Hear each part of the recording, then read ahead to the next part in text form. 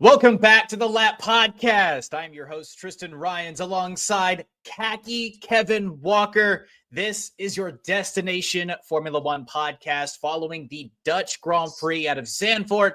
We're looking forward to the Temple of Speed that is Monza this upcoming Sunday.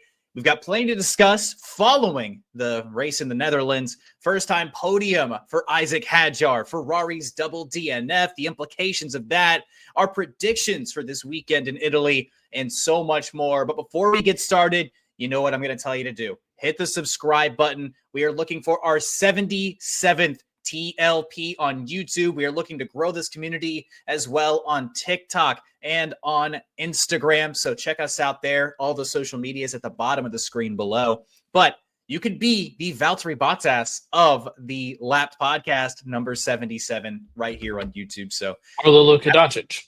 Or Luka Doncic. That's right. Maybe a little sore spot for you, but, you know, Dallas sports fans, what I tell you what. But give us a like, give us a comment if you're feeling like you want to engage. We love hearing from the TLPs as well. So, you know, engage with us. Let us know what's going on with you. What do you think about the world of F1 as it stands? And speaking of the world of F1, I would be remiss if we didn't start with this, if we did not start with Kevin Walker's favorite subject, Lando Norris. Lando Norris, a DNF, not his fault, at the Dutch Grand Prix. Mechanical failure, an oil leak leading to him retiring from the race with 8 laps to go. Oscar Piastri picking up 25 more Drivers' Championship points over his teammate, his next closest opponent. Kevin Walker, how depressed are you a few days removed from the incident? Well, Tristan, I'm not doing great. I talked to my therapist on Monday. That didn't work. I talked to another one yesterday. That didn't work. So I'm here now. It's not a whole lot to say. I mean, really. you had a rough weekend. Kevin's also a Texas fan. That's also not the great start to the season you were hoping for there. I got away from one thing. You didn't have to bring it up here. Like this is supposed to be I'm giving the people a little insight into who Khaki Kevin Walker is. You know, a little peek behind the curtain. You know. Yeah. Rough weekend to be Kevin Walker. At least I'm not the New England Patriots. Look, there's not a whole lot to say. Rough. Just rough. Does he catch him? I don't know. We've seen this play out before where Lando's surging and he's doing everything he can to catch Oscar at the end. Sometimes he does, sometimes he doesn't. It was kind of another one of those episodes. The weekend didn't entirely belong to Lando. I called it. I said that Oscar was going to be coming back with vengeance. He did. He had a strong qualifying. I'm gutted. I'm gutted for Lando. I'm gutted for other Lando fans. I mean, Lando fans they've been loud on F1. Let me go ahead and PSA. Okay, real quick. PSA. If you want to clip this right here, boom. Okay. PSA to Lando fans. Despite public opinion, Zach Brown does not have it out for Lando Norris, nor does he have favoritism for Lando Norris. I know there's people on both sides. Some people think that he's trying to move on to Oscar. More people, I would say, think that he hates it when Oscar wins. I don't think either is true. I think he loves both of his drivers equally. Is Lando the firstborn? Yes, sure he is. But do you love all your children the same? Or that's what they say anyway. Look, it's tough. And it's rough. You got a championship winner either way you look at it. That's how you look at it if you're Zach Brown. So I need the Lando fans to calm down.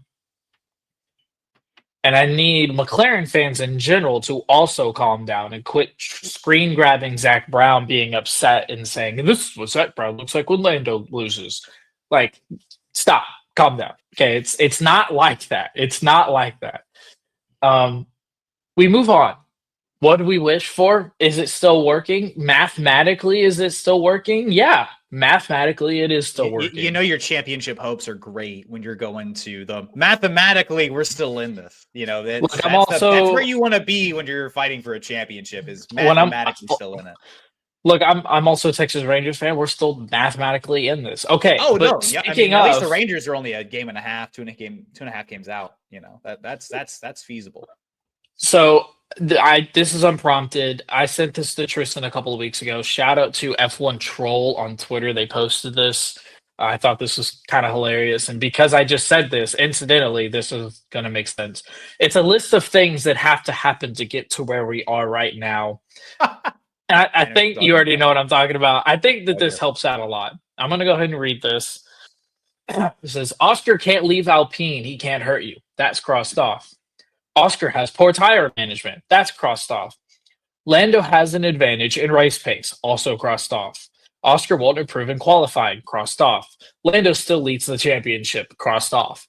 Oscar takes the lead in the World Drivers' Championship. Crossed off. Oscar and Lando have a papaya incident. Crossed off.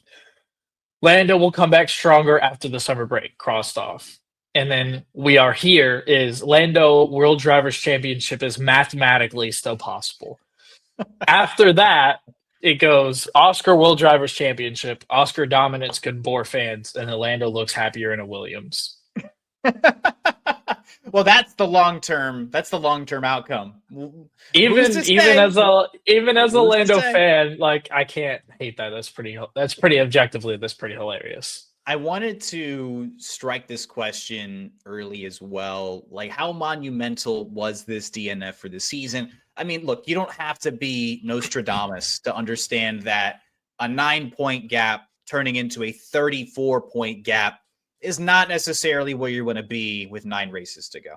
This was arguably the worst timing that something like this could have happened for Lando Norris, because this is as close as arguably he had been up to this point, right? You know, things had been, a little back and forth, but like this deep into the season, a 9-point lead flying completely in the other direction, that would have been a huge get for Lando Norris. Maybe like a 1-2 would have swung things a little bit closer, would have had like a 1-point margin. But going in the complete opposite direction of that makes things so much more, it feels we are on the cusp of finality, right? When it comes to this championship. The DNF itself, I think F1 fans in general, it sucks to see. No one's necessarily rooting for that to happen, right? You could be the biggest Lando hater, but you want to see an entertaining championship. And removing Lando Norris from the competitiveness for this championship. There's no one else to battle it. There's no one else that's close. Max Verstappen still in third place, if I'm not mistaken. He had a podium this weekend. George Russell as well, still very, very far behind. So, like, your next closest rival, we love to see championships go down to the wire. We love to see the big moments. It's unfortunate that this happened because, if we're being honest, I don't think either of us were counting on Lando to pick up like 3 or 4 race wins in a row out of nowhere. Right. This was one where, for me, I picked him to win in the Netherlands. We were hoping. I thought that he was going to win in the Netherlands. We were going to have a 1-point gap going into Monza, but it just didn't happen that way. We talked about it. We knew that he needed a few good weekends, maybe in a row, for this to really be a Lando Norris championship. This to be the comeback that you were hoping for. This isn't final. Obviously, the mathematics are still on your side. There's an opportunity, but it's going to take a lot for Lando Norris. No mistakes, killing qualifying, race winning. It's going to have to continue, or it's going to have to find its way back, so to speak. It's tough, man. It is, because you're right. From an F1 standpoint, nobody really wants to see this. But I think if anything, you were kind of hoping, and I hate saying the word hoping because obviously we're not necessarily hoping, but from a battle standpoint, you were kind of thinking if this could happen to anybody, if it happened to Oscar, that would make things very interesting. Mm-hmm. But it happens to Lando, it happens to the underdog. It kind of takes the wind out of your sail a little bit because Lando definitely had the momentum. Look, mathematically is Definitely not a word that gets people up out of their seats. It's not something that people love to hear because that just means, hey, look, you're still hanging on for hope. Lando Norris does not win the World's Drivers' Championship without Oscar Piastri DNFing at some point this year. 9 races to go, not even just sprints. Like you can sacrifice a sprint DNF, you know? Like that's not going to change the complexion of a championship. If do you remember how we were talking? Well, I'm just saying, like if Oscar Piastri, if he lands a DNF, yeah, it brings the championship a lot closer. But Lando also has to win. He's at the best car. Yeah. Well, hold on. That's what I'm getting to. What we said last week, where we were like, this is the run that Lando has to go on, winning 3-4 in a row. I think we had him pretty much closing out the end of the season with wins. He's going to have to do all of that, which is already a crazy amount of wins, a crazy amount of success to accomplish in 9 races. He's going to have to do all of that, and he's going to have I swear, I hate saying the word hope, but maybe not a DNF, maybe a non-points finish, maybe falling somewhere in the order. It's just an off weekend for Oscar, whatever that looks like. That at the end of the day, that's what's got to happen. Otherwise, I'm sorry, guys, this thing's over. Yeah, look, and Oscar's been driving fantastically this year. We've gone over and over and over again about the mentality being there, that the racecraft has been there. He's been able to defend pretty well, and obviously the pace is there. Reliability is a huge part of this too. These cars are the most reliable that they've really ever been in the history of the sport.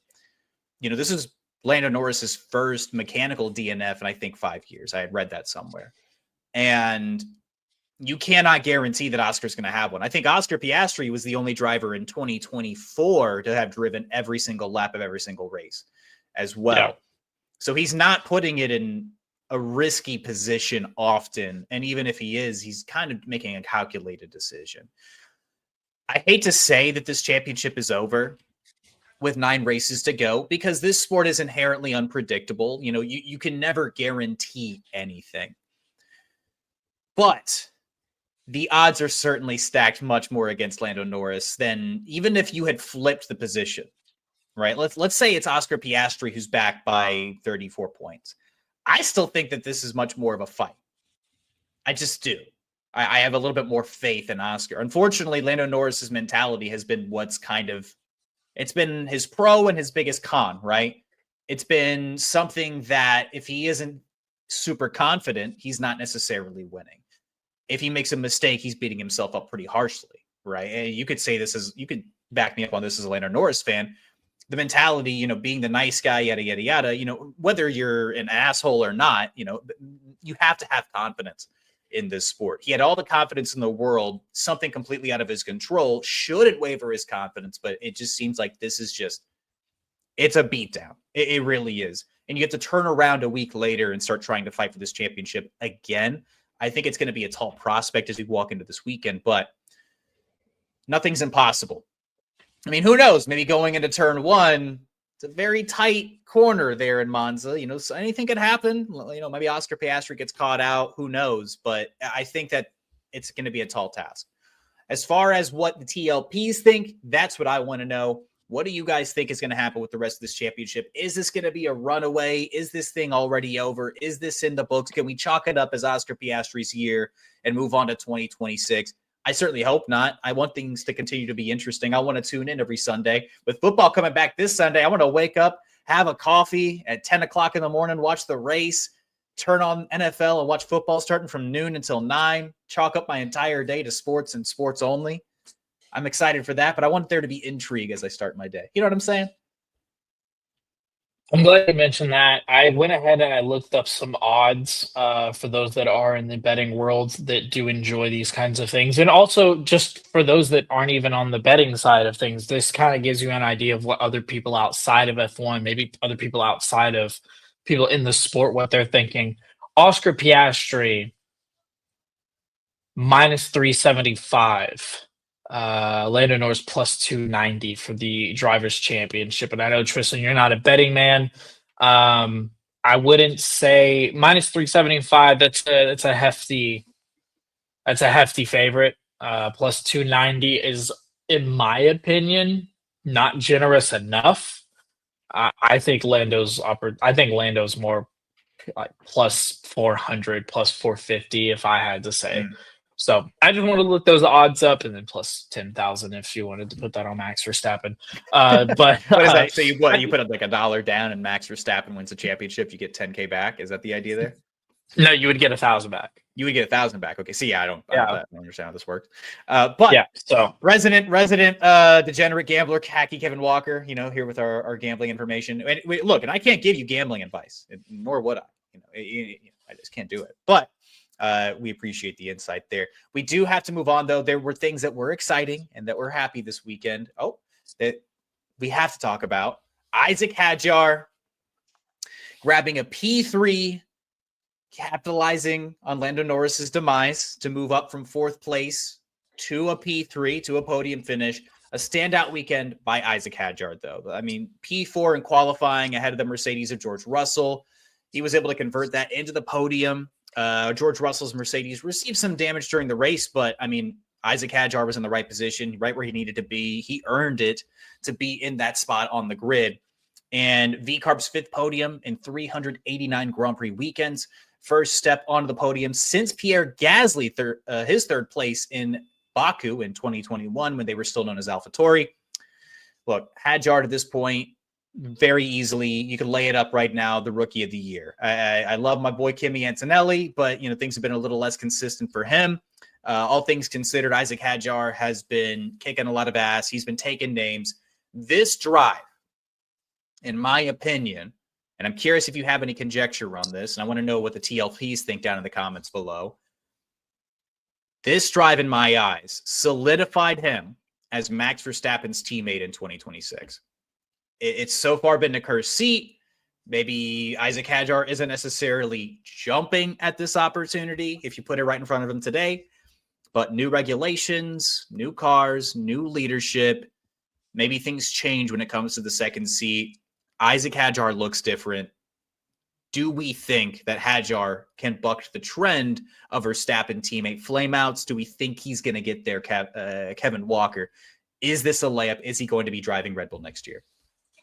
Layup, I wouldn't say, because it's, silly season. You never know what could happen. I would imagine he's probably the favorite for it, though. I mean, he's looked great. We started talking about Isack Hadjar probably a month or two ago about how the spectacular seasons he's been having. And as far as rookies go, if he's not 1, he's definitely not any further down than 2 for the year. Hadjar's looked fantastic, and he's been doing some incredible things in that VCARB. If I'd imagine if he wants it, that seat is his. He's got a great relationship with Lauren Meckies, like you said, new leadership. I think all those things could be enticing. Maybe the bad luck charm for the 2nd seat was Christian Horner, and maybe that's what he's banking on. And if that's the case, then I think you want to put a guy. Well, I don't think you want to put a guy that's competitive next to a guy like Max Verstappen. And I think Isack Hadjar could be one of those guys. He's got a little bit of silliness to him. He's not, just straight and narrow, all ball, all the time kind of guy. But when he comes to getting on the track, you can tell a second side of him comes out. He's a vicious driver. He's an aggressive driver, but he's smart. And I like what I've seen from him so far. I think a pairing with him and Max, I think, would be really well. I think Max is the guy that could teach Isack a lot. And I think that doing that can maximize Hadjar's potential, which I don't know if we even really know yet, but I'd imagine it looks pretty good as of right now.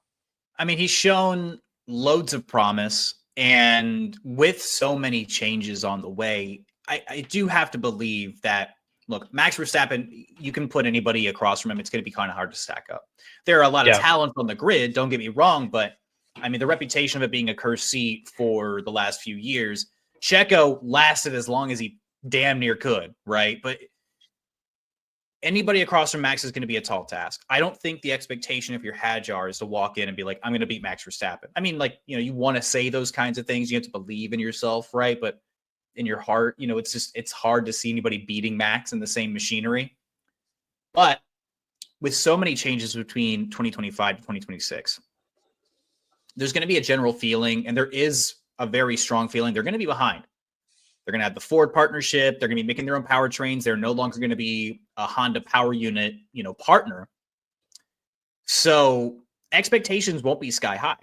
It's going to be, round out the midfield, 5th place at the very least. I think they're probably going to be aiming for P4 respectfully. Aston Martin are probably going to be in that mix. That's my intuition telling me that.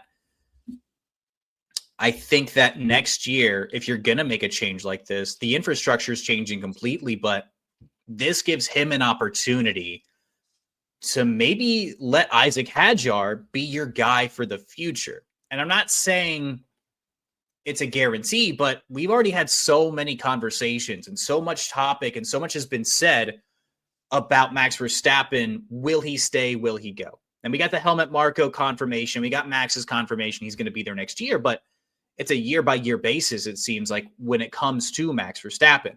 If you're Isack Hadjar, look at this as a massive opportunity to walk into one of the top competing teams, even if they're not necessarily jumping at championships to start. This is a team with a lot of money, a lot of resources, is very strong commercially, that you can make your own. Look at it as like, I'm next. I'm not here to replace Max. I'm here to be the next guy. Right? I'm saying there's a lot of good opportunity here. I think it would work out. I think that's based off of 15 races, but I think it would probably work out pretty fine. There's so many things in his corner. I enjoy your perspective. I really do. I think that this is also interesting because this is going to be the first time where Max is the teacher. You know what I mean? I don't know that he's necessarily... I mean, he's been very cordial off track to people, right? I don't know that Max Verstappen I'm not to his saying teammates is necessarily like, I got to give you all my wisdom and my intuition, though. No, I don't necessarily mean it like that, as much as I just think that it could be like one of those things where Max could kind of take Isack under his wing. I never really got the feel that Yuki was ever in that kind of area, because Yuki's kind of a vet at this point. I mean, I know he's a younger guy, but he's a vet at this point. I mean, this is his 4th year in Formula One, if I'm not mistaken. So he's been around the block. Right, but with a guy like Isack, he's a much, much younger guy, obviously a rookie, next year's 2nd year. I could see a situation where Max kind of takes him under his wing a little bit. Yeah, he's still going to be Max. He's still going to be ultra competitive. I'm not saying that he's not going to be. And I'm not saying he's not going to be an a-hole to the media or whatever have you. Max is going to be Max. But it could be one of those things where he's going to be, he might be a little bit of a teacher, maybe a little bit of a guy that kind of gives Isack some help or gives him some pointers. I mean, at the end of the day, like I said many, many times this year, Max does want to be the best driver on his team, no doubt. But he also wants his teammate to be competitive, because he wants to fight for drivers' championships, but he also wants to fight for constructors for sure. Mm-hmm. Mm-hmm. As far as the dynamics here, with Hadjar's success, though, Tsunoda's sitting, I think, at P19 in this year's Constructors Champion or Drivers Championship. I mean, check this. Yeah, he's P19. He's only had 12 points. He's driving in one of the top teams this year.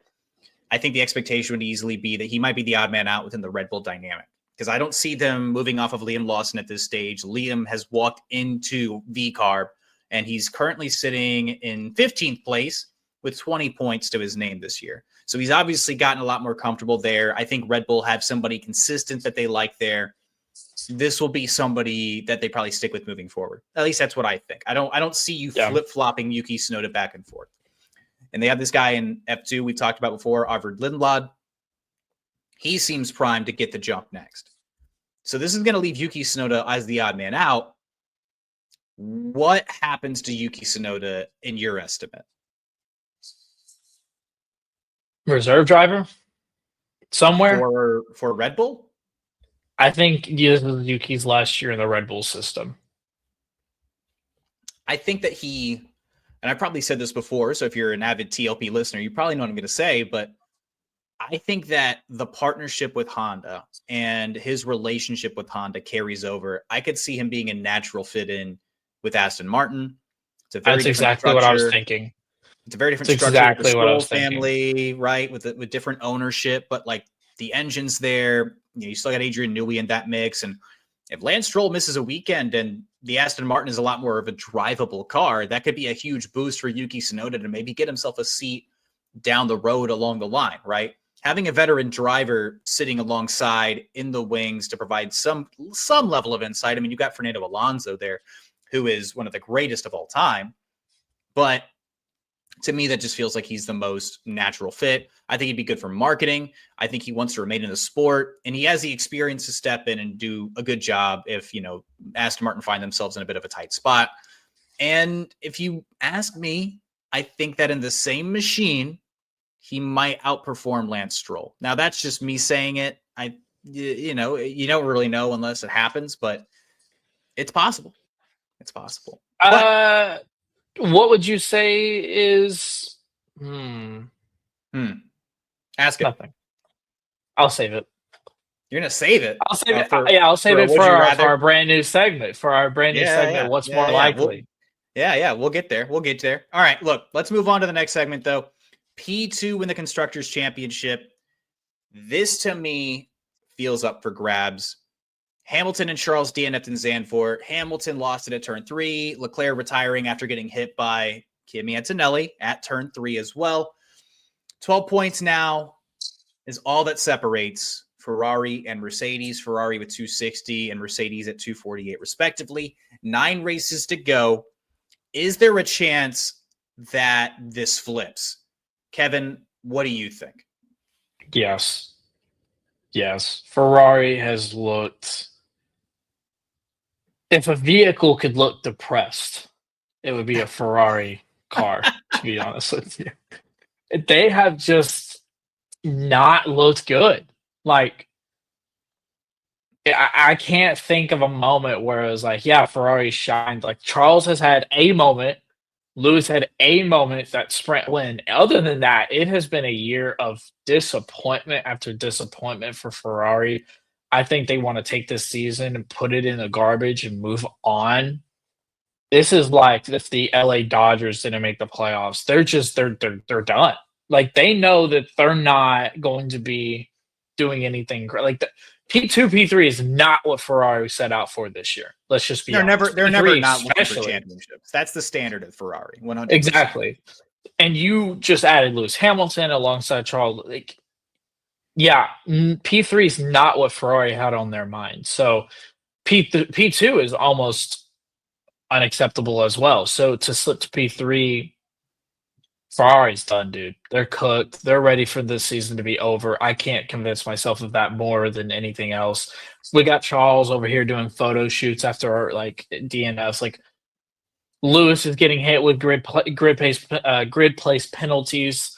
Like, it's just the bag keeps on coming for Ferrari, man. It's getting worse and worse. On the other side, now that I'm done hammering on Ferrari, Mercedes has looked good. They've been solid. They've definitely had their mishaps here and there, but they've been consistent. Ferrari's been consistently bad. Mercedes has been consistently solid and sometimes even really good. So I think, you want Kimi to kind of get back into shape. He's learning how to navigate through the season for sure as a rookie, and he's finding his rhythm as the year goes on. I would not be shocked in the slightest if we look at this at the end of the year, Mercedes is in P2. I think you do have to look at things from both perspectives, right? My question I asked myself when I thought of this segment was, what's got to go right for both of these teams? For Ferrari, Hamilton's got to find consistency because he had a DNF in the Netherlands. That was all self-imposed. Right. P12 in Hungary outside of the points, unacceptable. Right. P7 in Belgium. So the last 3 weekends have been rough. There have been times where things are a little bit more consistent, though. Like he feels more in tune with the car. P4 at the British Grand Prix. P4 in Austria. The problem is that it's just come and gone so quickly for Lewis. we've seen that when the car's in the window, he can put together some strong weekends. He's trying to find that podium. But He's still Lewis Hamilton. He's still Lewis Hamilton. But the problem is that it's just been a cold streak after a cold streak. Warm streak, then cold, right? It just hasn't quite gelled yet. And I think, look, he understood walking in. This was a learn the foundations year. We are not chasing championships year. You know, I was excited at the beginning of the season because we all were excited because we got to see what Ferrari were doing at the end of last year. They were, something right going their way away from being Constructors champions last year, right? They completely changed the car. And that, I think, kind of, that absolutely had a factor. But a bit of a cold streak still. Nonetheless, he's just got to get used to it. He's got to get into the swing of things when it comes to the Ferrari lifestyle. Charles, at least for him, he just needs to keep up the good work. Look, a DNF in Zandvoort, not his fault, not a normal occurrence at all. And he's been able to pull the Ferrari into the podium places 5 times this season versus George Russell 6. So Charles is doing everything he can. He's remaining consistent. He's keeping himself in the points and giving Ferrari the best opportunity. So for Ferrari, it's effectively the second driver. You just got to keep things consistent. For Mercedes, what has to go right for them? Look, George, like I just mentioned, 6 podiums this year. He's been driving at another level. He has a win to his name this season in Canada. He alone is contributing a lot to the Mercedes P2 ambition. Honestly, it is Kimi Antonelli. That is the biggest decisive factor within this conversation is, can you ask the 18-year-old to consistently put the car P6 or better?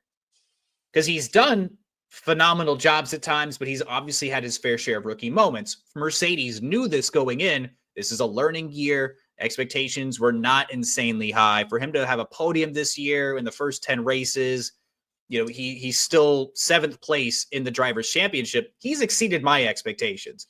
And the discourse online anyway is like, oh, is it too early? Is he not ready? I think he's showing that he has the moments to be ready. He's just learning. However, it does come down to Kimi for Mercedes to try to battle back into P2. I think that when it comes to the dynamics of the drivers, Lewis and Charles together collectively are going to keep it on track enough to get good points. The ceiling is a lot higher for Mercedes, potential race winning ceiling for Mercedes. It just comes down to Kimi grabbing all those extra points. It's a bit of a task. He's still continuing to learn, and adjust to F1 life. He's still learning some of these circuits for the first time. Didn't drive every single one of these in F2 and didn't drive every single one of these in F4 in any of those other feeder series. Consistency for Lewis, similar consistency from Kimi. And bit of a task, like I mentioned, but that's what it's going to come down to, at least in my eyes. Do I think it's possible? Yeah, the ceiling's higher for Mercedes, but I think that it's going to really kind of come down to, if things are going well for both teams, I think this could very well come down to Abu Dhabi. I hate to say it's boring to talk about second place. It's all that extra prize money, there are certain developments and whatnot that come with coming in second place.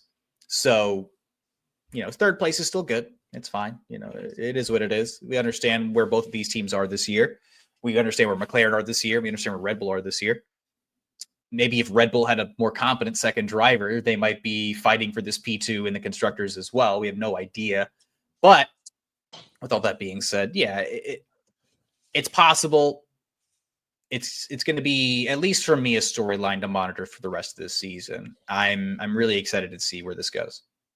You heard it here, TLPs. Lewis Hamilton versus Kimi Antonelli. Basically. I rambled for about wild to say. Well, like the guy, who is effectively taking that seat in Mercedes versus the guy who left, there's a lot of adoration, back and forth there. There's a lot of respect. I don't even think of it like that. I think of it as like the young buck versus the old vet. Like, yes, saying Lewis Hamilton's an old vet, doesn't cover all of what Lewis Hamilton is. But that is the truth. It's old versus young. Who's going to carry their team? We know what you're going to get from George. You know what you're going to get from Charles, more or less. It's really just hate between Lewis and Kimi. Who's going to show up and be more consistent for their team this year? Mm-hmm.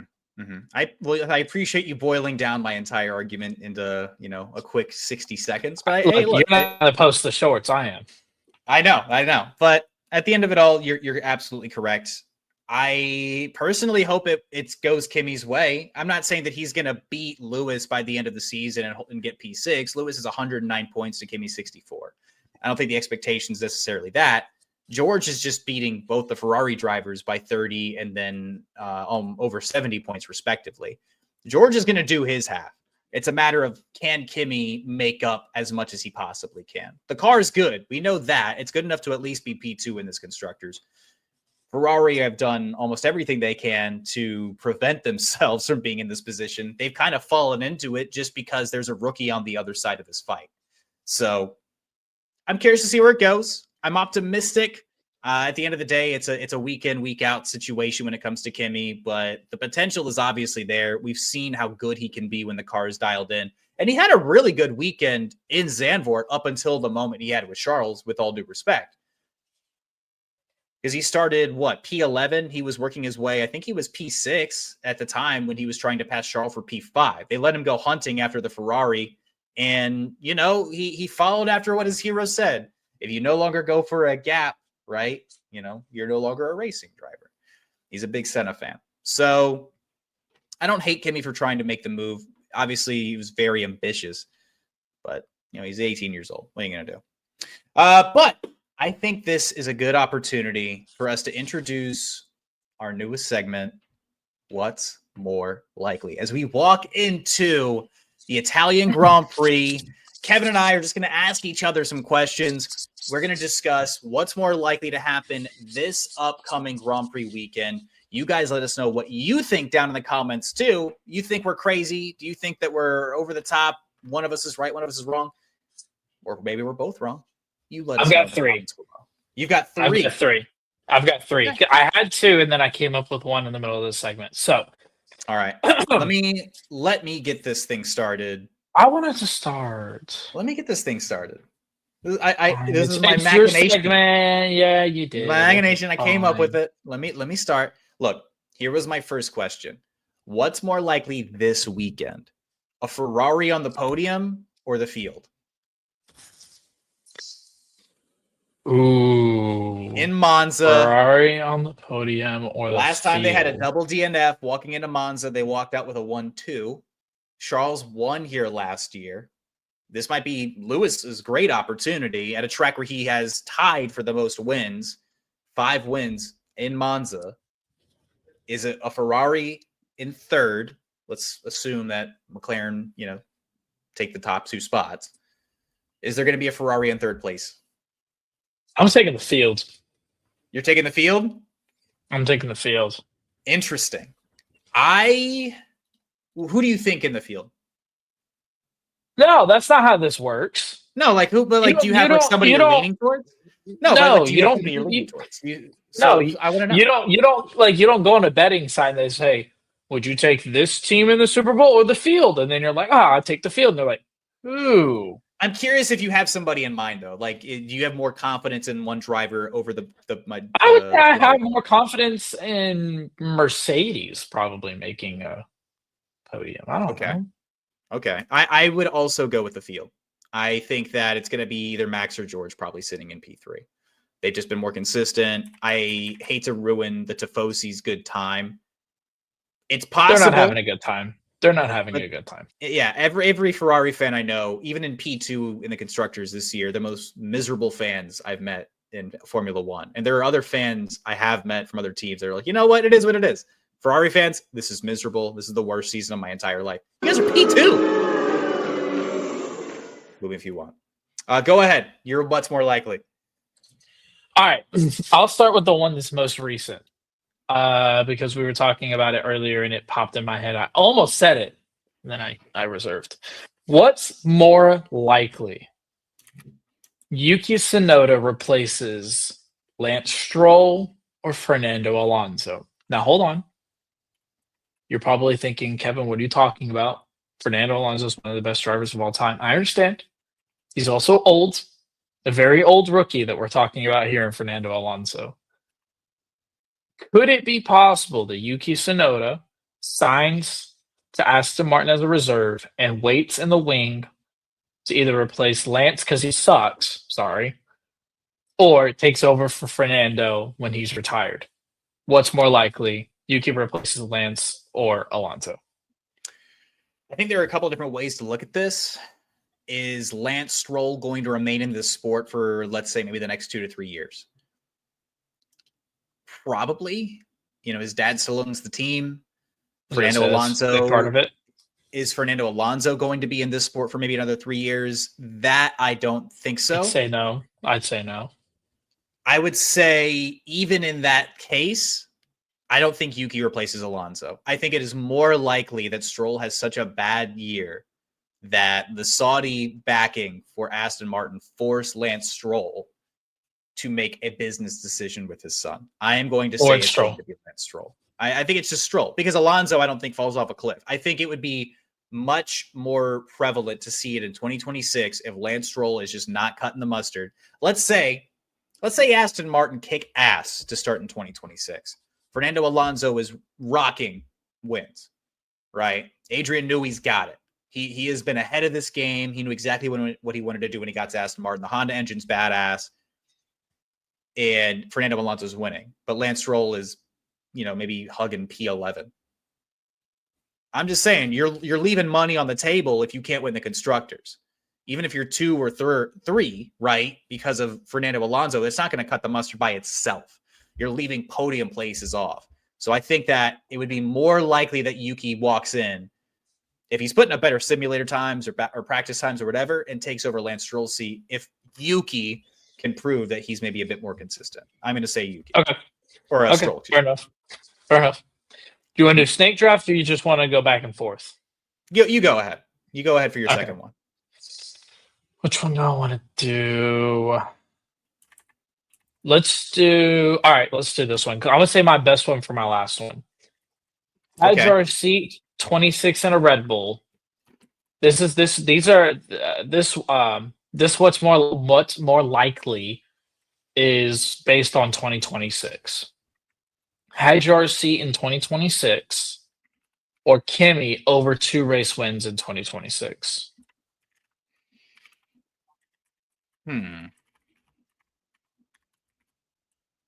Interesting question. Is it more likely that Hadjar is in the Red Bull seat, is what you're asking, or Kimi wins 2 races next year? Yeah. If the Mercedes engine is as good as we think it is, and at least as good as it's been reported. Look, but you already know what I'm going to say. I think Hadjar is going to Red Bull in 2026. I feel like this is an annoyingly pointed question because I think both things are incredibly possible.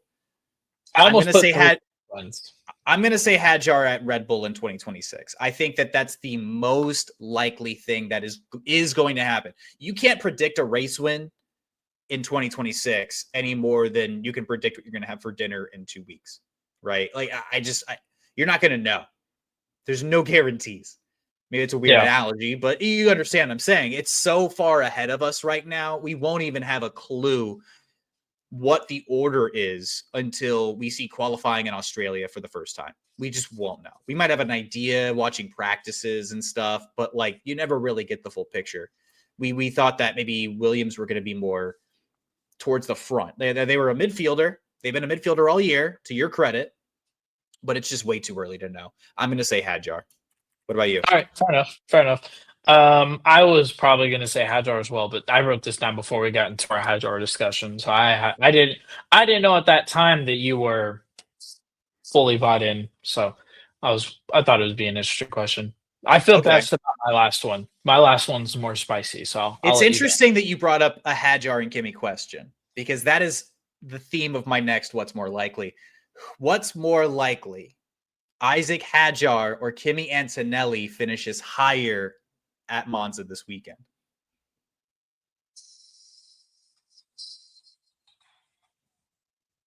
I would take Kimi Antonelli.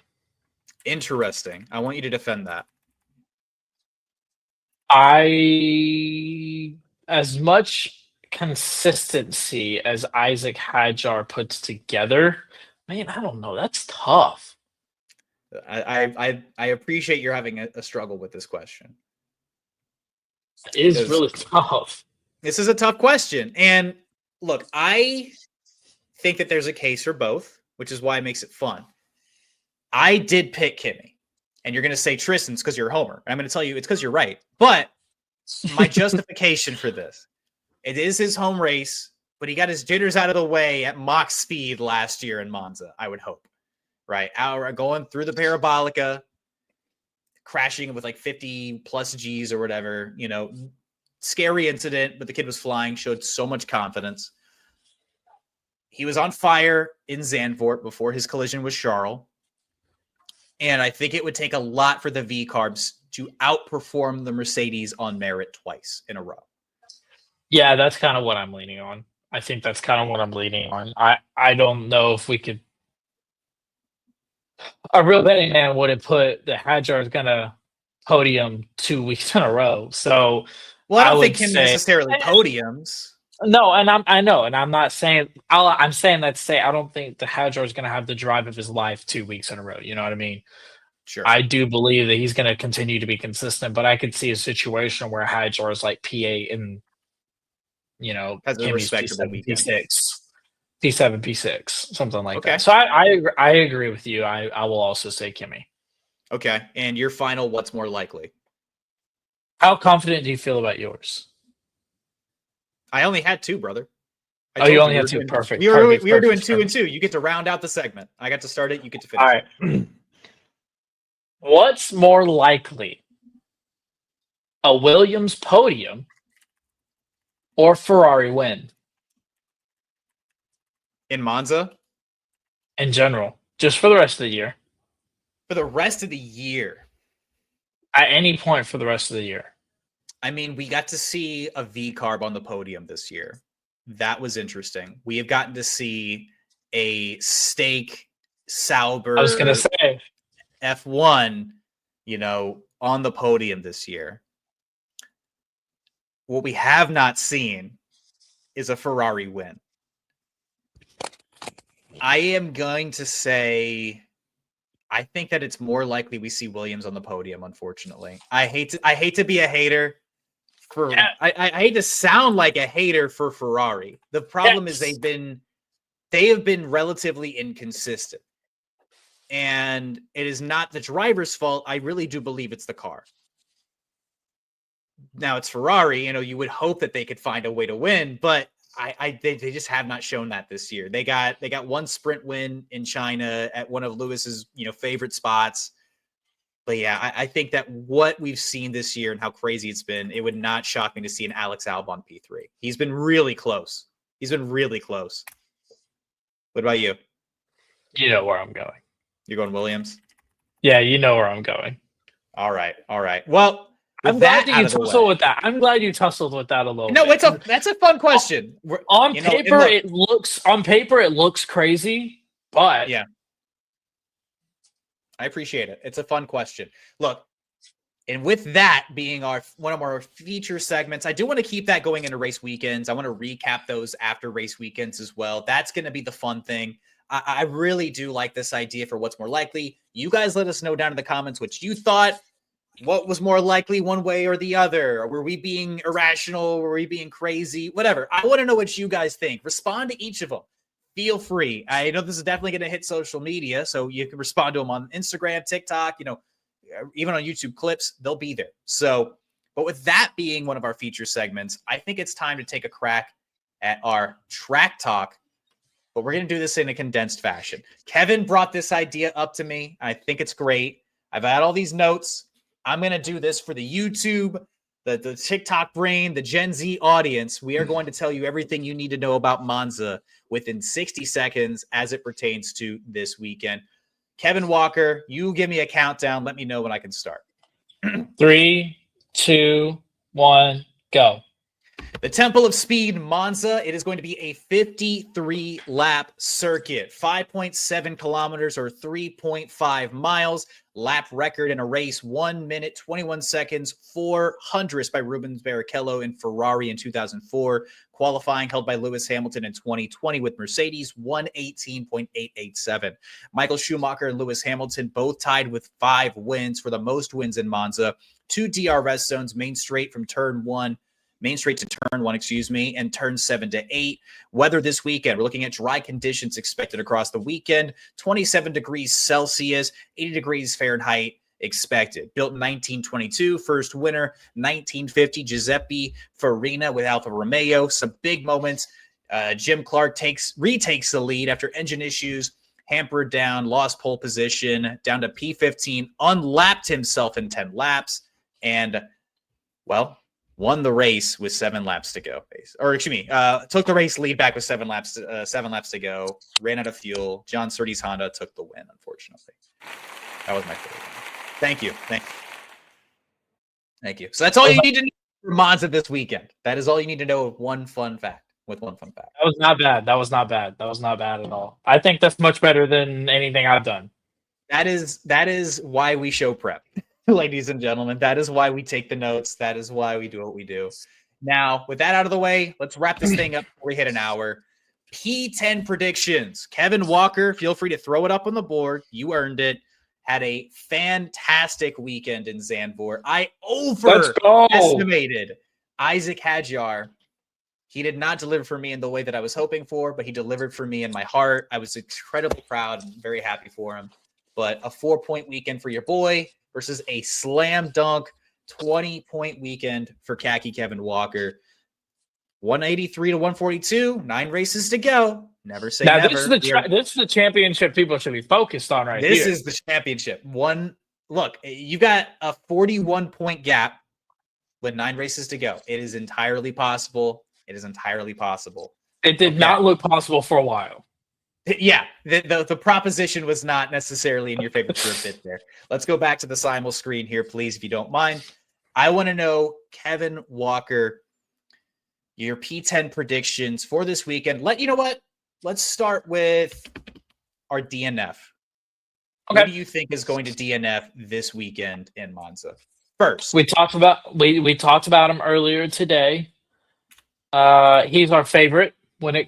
He's one of the favorites for this DNF segment. Give me 1 moment.